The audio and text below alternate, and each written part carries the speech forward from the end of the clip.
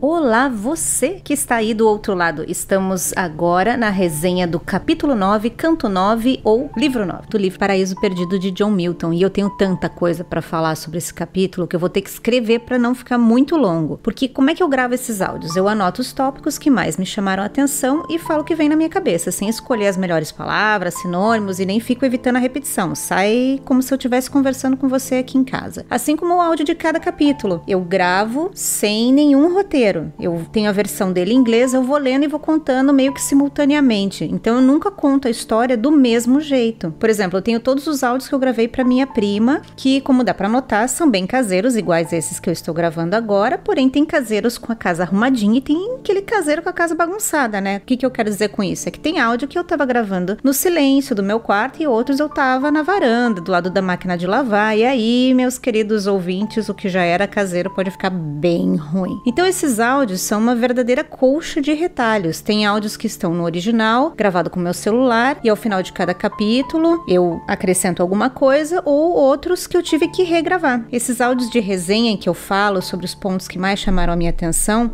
são os áudios que eu mais acabo adulterando, porque normalmente eu quero adicionar alguma coisa. E aí é quando você nota a diferença das gravações dentro do próprio áudio. Mas por que eu tô contando e gastando tanto tempo para falar disso? Eu não tinha dito que eu não queria ficar divagando? Pois é, essa sou eu. Então agora chega de enrolação e me diz: e aí, tá preparado? Então fica confortável e vem comigo.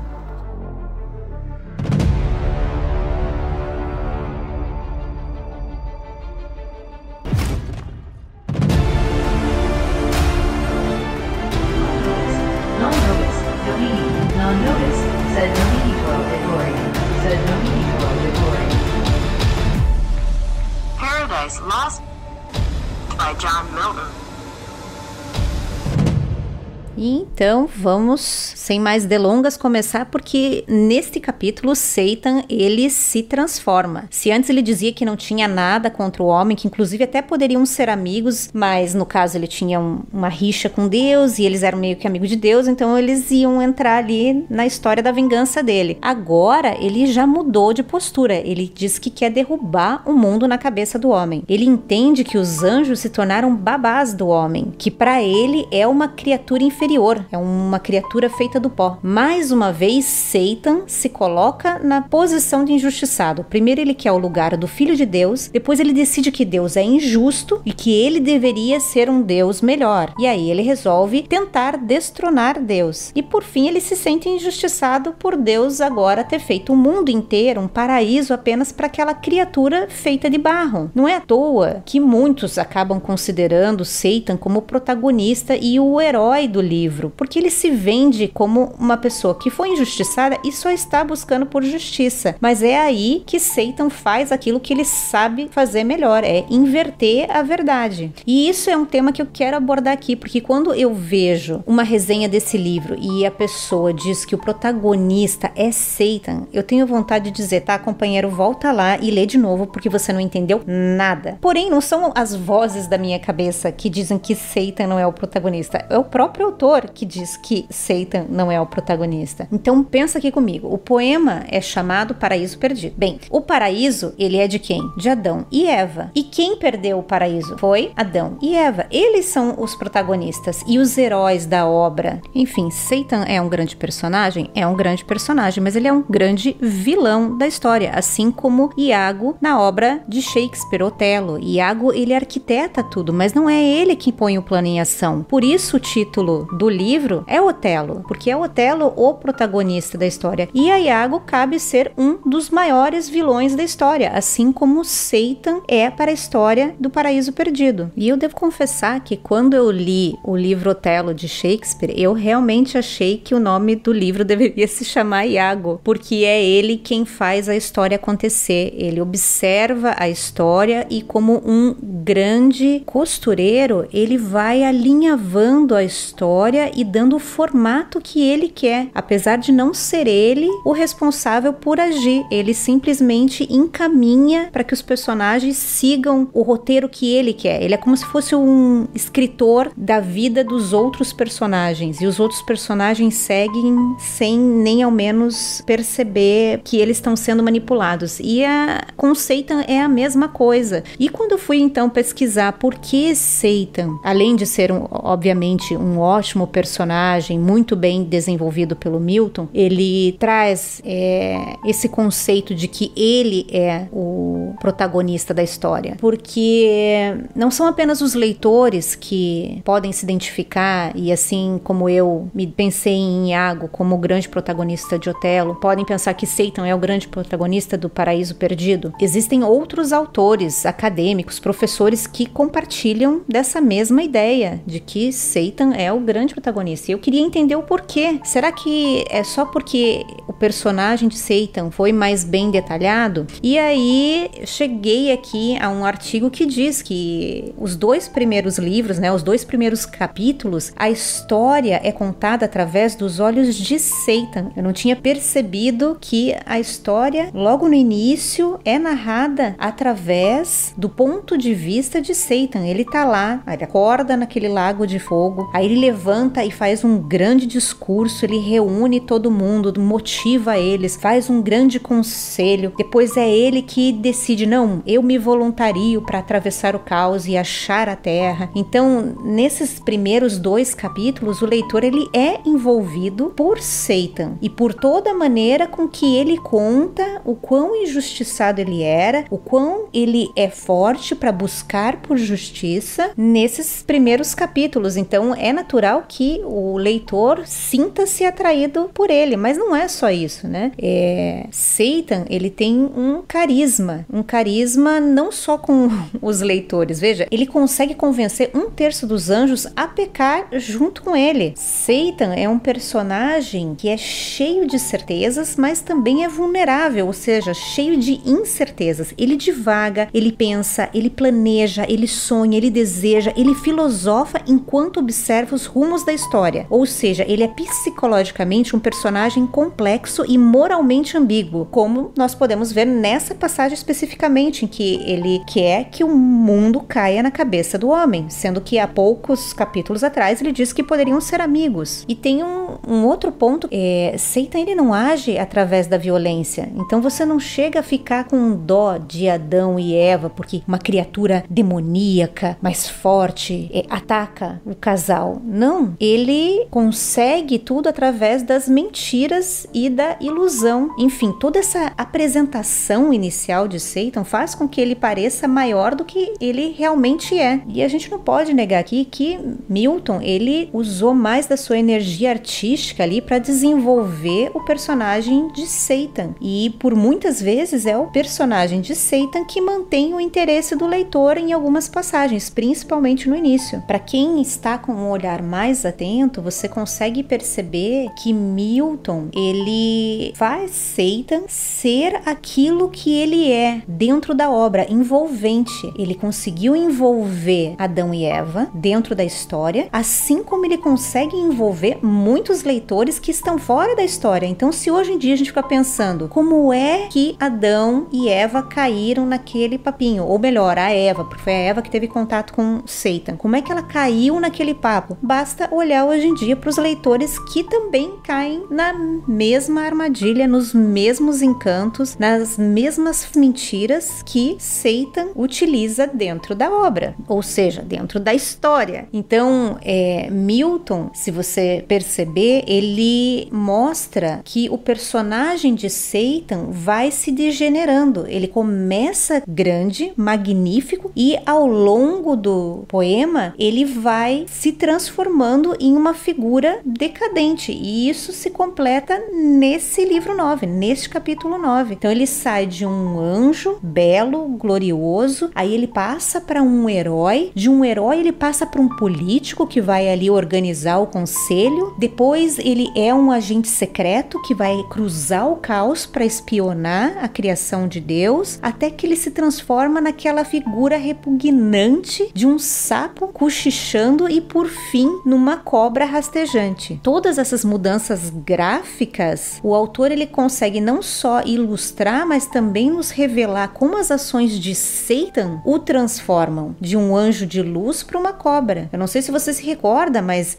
Satan fica chocado quando Gabriel diz que não o reconhece. Se ele tinha olhado para ele, ele tinha percebido que ele não era quem ele costumava ser. Porém, Satan tem a imagem dele clara na cabeça dele, que não é a que ele tem no momento. E ao longo da história, você deve ter percebido que eu sou bastante crítica com todas as ações de Satan. E isso é proposital, para que você não interprete o personagem como um vilão a ser admirado. Ele não é um personagem a ser admirado. Ele é um personagem bem escrito? Sim, ele é. Mas definitivamente ele não é o protagonista e herói dessa história. E como chegamos ao ápice da transformação de Satan em um animal rastejante, ao contrário da visão que ele tem de si mesmo, eu resolvi trazer essa temática de Satan ser um herói ou não para essa resenha. E é claro que eu gostaria que você concordasse comigo, mas ter uma opinião contrária também é muito válido. Afinal, a maneira como a obra te toca, ela é única. Não cabe a mim te dizer como você deve sentir, ou como você deve interpretar, como cada fala do personagem toca você. Isso é individual, isso é seu. Mas eu resolvi trazer aqui, então, um pedacinho do que C.S. Lewis fala sobre Satan no livro Prefácio do Paraíso Perdido. E Lewis diz algo assim, que Satan, ele é o mais desenhado dos personagens de Milton. E a razão não é difícil de se constatar. C.S. Lewis diz que esse é o personagem mais fácil de se desenhar. Se você pegar ali 100 poetas para contar a mesma história, 90 dos poemas vão trazer um Satan bem melhor do que Adão. E por que isso acontece? Porque para você escrever um personagem como Satan, você só precisa liberar aqueles sentimentos que estão ali dentro de você, controlados.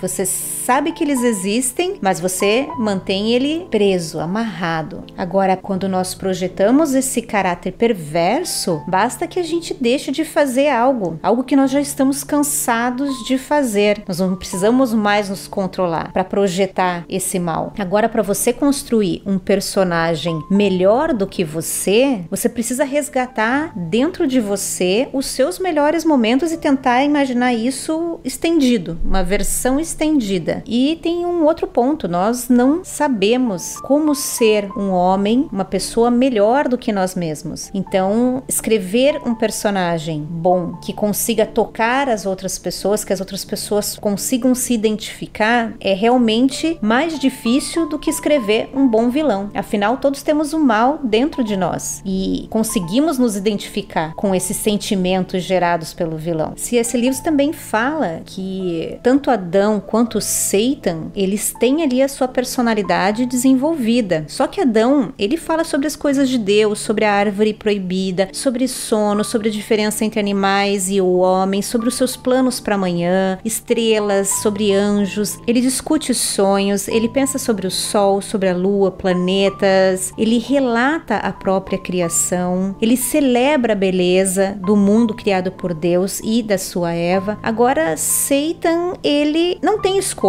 E por que ele não tem escolha? Porque ele escolheu não ter escolha. Ele desejou ser ele mesmo e estar em si mesmo e para si mesmo, ou seja, viver para si mesmo. E o desejo dele foi atendido. O inferno que ele carrega com ele é, de certa maneira, um inferno de tédio profundo. Ele mesmo, nesse capítulo, fala: não importa para onde eu vá, eu sou o meu inferno. Então, admirar Satan é dar o seu voto não apenas a um mundo de miséria, mas também um mundo de mentiras e propaganda, de desejos, de uma autobiografia incessante, porque Satan só pensa nele. No entanto, escolher Satan é uma escolha possível, porém, cabe lembrar que Satan quer continuar sendo Satan. Ele não tem um processo de transformação. Ou melhor dizendo, Satan tem um processo de transformação, só que é decrescente, ele piora, ele decresce. É como se fosse o Sméagol até se transformar no Gollum, no livro Senhor dos Anéis. Ou seja, Satan não tem um processo de redenção. O propósito dele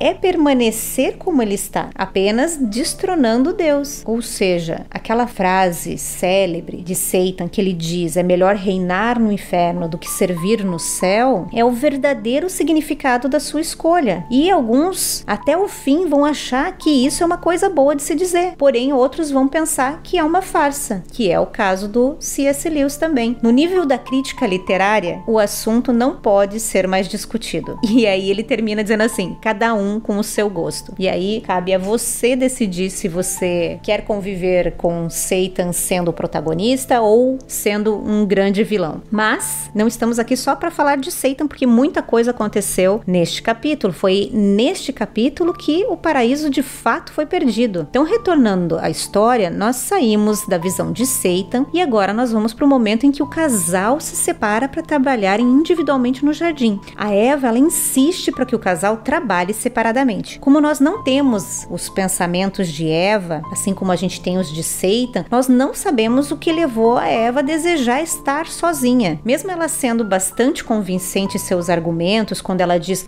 viver com medo de ser atacado por esse anjo caído não é vida. Deus não quer que a gente viva com medo. São frases que realmente são convincentes. Porém, no fundo a gente fica com aquela sensação: mas por quê? Por quê? E quando Eva encontra a cobra, ela em nenhum momento estranha uma cobra que fala e pensa. Como ela não percebeu? Ela disse que estava preparada para enfrentar o mal. E sério, uma cobra falando não te sinaliza nada, Eva. Porém, a cobra até que é convincente. Ela acaba justificando a sua conduta à fruta da árvore do conhecimento. A cobra diz também que a Eva deveria ser uma deusa. Por que você quer ser só uma mulher quando você pode ser uma deusa? Exatamente o mesmo pensamento de Satan ao trair Deus. Ele não queria ser apenas um anjo. Por que ser apenas um anjo quando ele pode ser Deus? Por que se contentar com pouco? Aqui Satan mais uma vez manipula a realidade e não menciona a sua inveja por Deus ter feito o mundo inteiro apenas para a humanidade. Ou seja, eles não estavam com pouco, como Satan disse. Deus deu um mundo para eles. Como assim você vai se contentar com pouco? E Satan continua gerando dúvidas. Ele sugere que se Deus, por um acaso, não comeu a fruta primeiro, e é por isso que ele é Deus. E então agora ele não quer que ninguém coma para não se tornar igual a ele. E nessas cenas em que Satan se mostra bastante ardiloso com as palavras,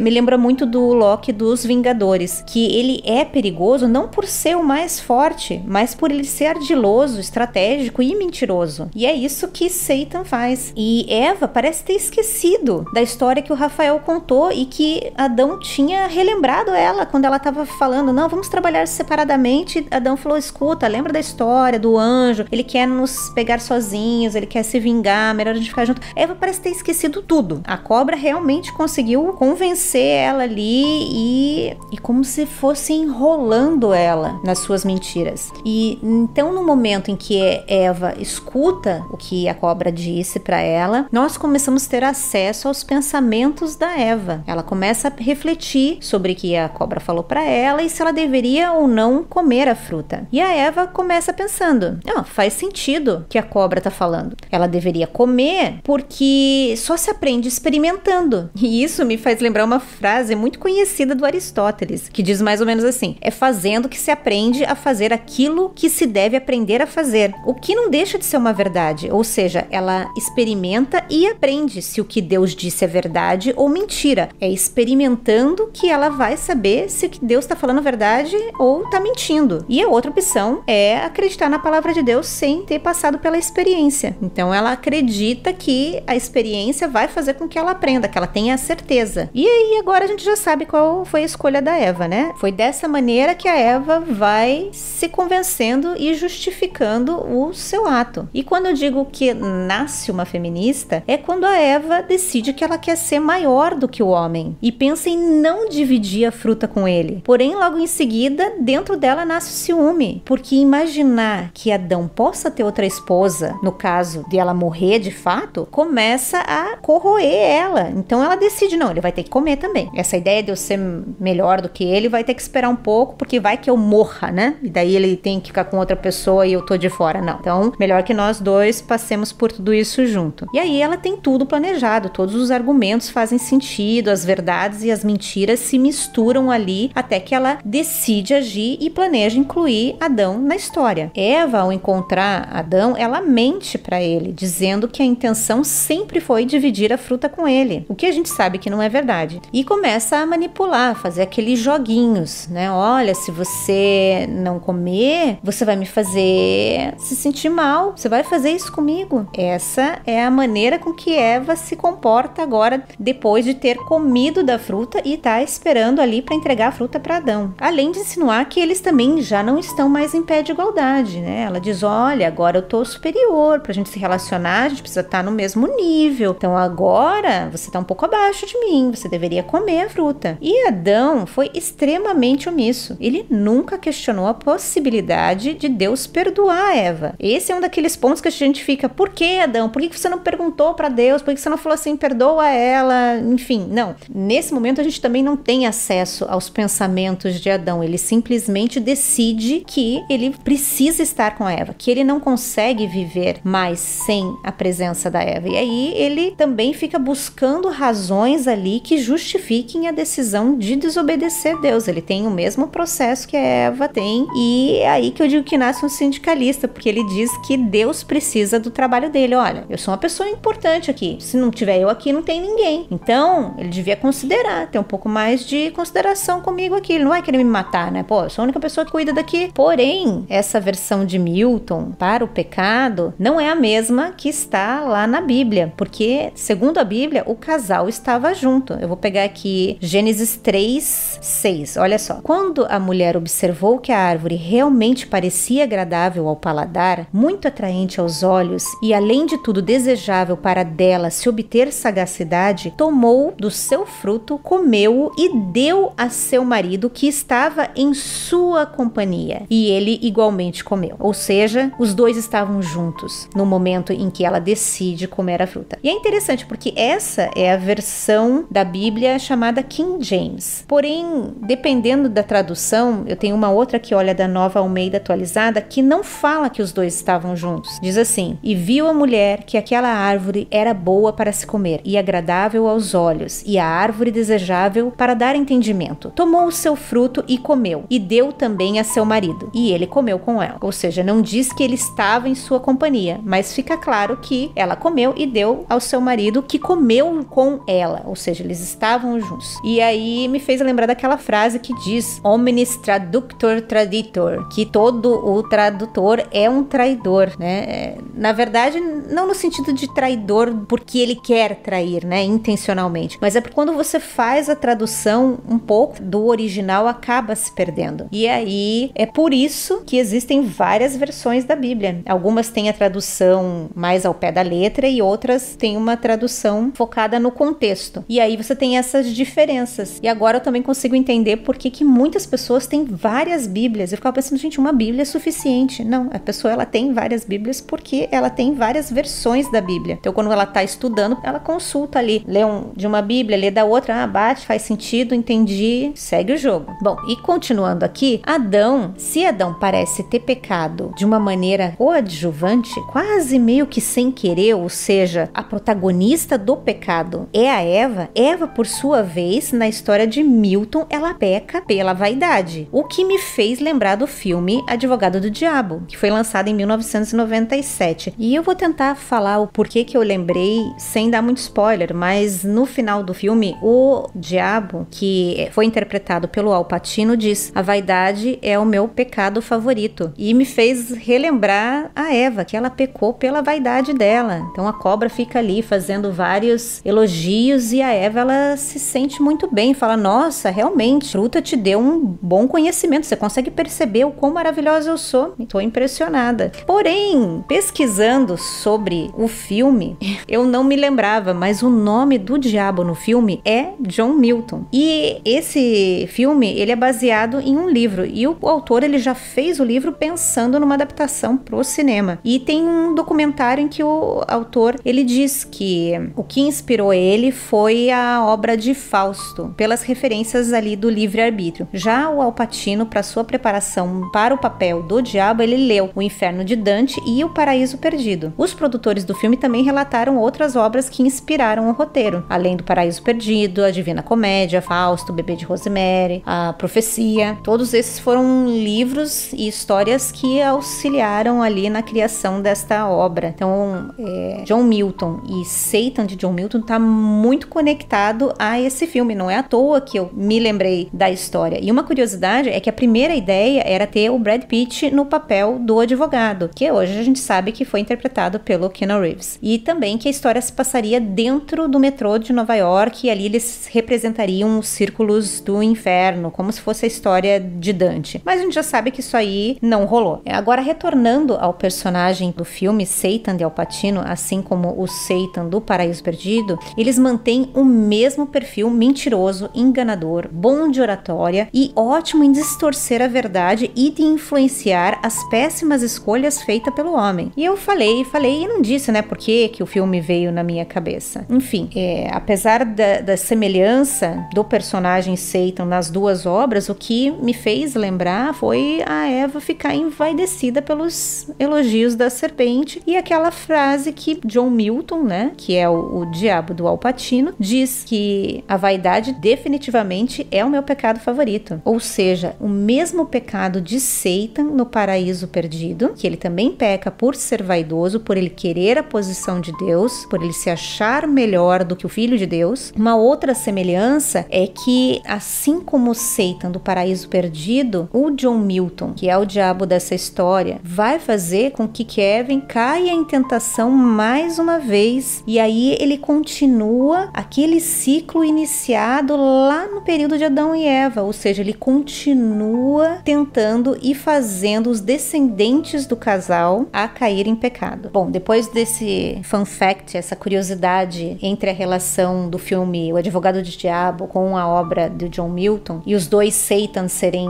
muito parecidos e estarem interligados de certa forma, vamos retornar à história, porque depois de pecar, Adão e Eva eles ficam amortecidos, anestesiados com o possível poder que eles receberam ao comer do fruto da árvore. Eles chegam a imaginar que eles têm asas. O autor até conecta o estado dos dois como estarem embriagados. Eu diria que eles eram chapados. Eles aproveitaram a noite como se não houvesse amanhã. E ali, todo aquele amor que eles tinham entre o relacionamento íntimo deles passa para algo mais de luxúria. Adão meio que fala, nossa, nunca esteve tão boa, né? Eu poderia dizer quente, poderia dizer gostosa. Foi nesse sentido que eles se relacionaram depois que eles comeram da fruta. Porém, o amanhã chegou como ele sempre chega. E com ele veio a vergonha e o arrependimento também. Aquele grande amor e a cumplicidade da noite anterior parece ter sumido em meio às acusações do casal. Eles começam a discutir o porquê que você fez isso. Se você não tivesse feito isso, a gente não estaria agora aqui. E, enfim, eles descobrem também que estão nus. E aí, além deles discutirem sobre a noite anterior, sobre as péssimas decisões deles e acusar um ao outro, eles precisam procurar ali algo para esconder as suas vergonhas. E vão atrás, então, de uma folha e continuam ali a briga. E é assim que termina esse capítulo. São novos sentimentos surgindo entre o casal, raiva, arrependimento, vergonha, e ficamos assim. Parece que no meio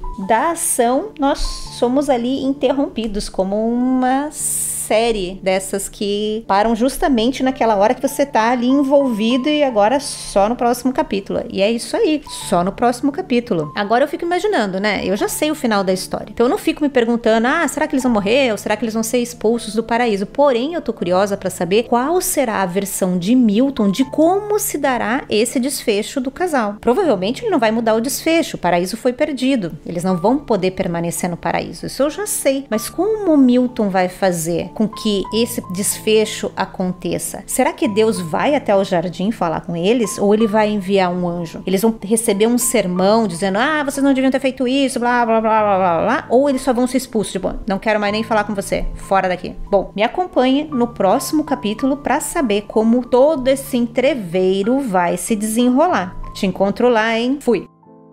Para essa resenha, além do livro Paraíso Perdido, do John Milton, eu utilizei também um artigo da CBC Radio Canada e um artigo do cliffnotes.com. Sobre as informações do filme, eu encontrei na Wikipedia, em inglês, no blogging Theodicy e no site faith-theology.com. Além da obra do C.S. Lewis, Prefácio ao Paraíso Perdido, para trazer as informações do próprio autor para vocês. E eu também fiz um curso gratuito da Universidade de Yale sobre a obra do John Milton. Esse curso ele está disponível no YouTube e ele é gratuito. Essas aulas elas fazem uma análise literária da obra, como também uma análise da estrutura do poema. Então, se você tem interesse em assistir essas aulas, procura lá Paraíso Perdido Yale University, que você vai encontrar as aulas divididas ali capítulo a capítulo. Elas estão em inglês, basta você procurar, com certeza vai ser uma fonte a mais aí de informação para você, caso você esteja buscando. E é isso.